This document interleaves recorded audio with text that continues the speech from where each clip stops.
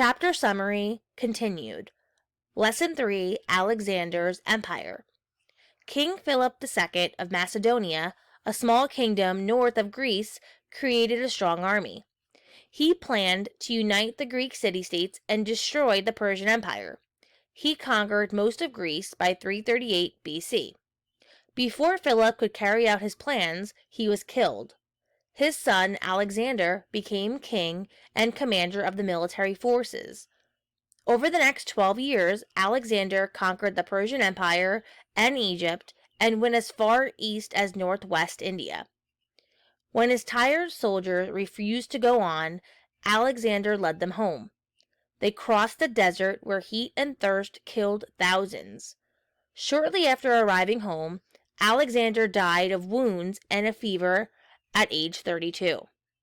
Alexander, known as Alexander the Great, extended Greek rule.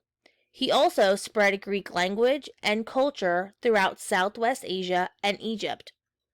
Alexander's achievements marked the beginning of the Hellenistic era. During this period of time, Greek or Hellenistic culture spreads to all his conquered lands.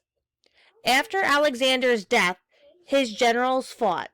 They divided his empire into 4 kingdoms: Macedonia, Pergamum, Egypt, and the Seleucid Empire. The Hellenistic kings built new cities. They brought Greek artists, engineers, artisans, writers, and architects to these new cities.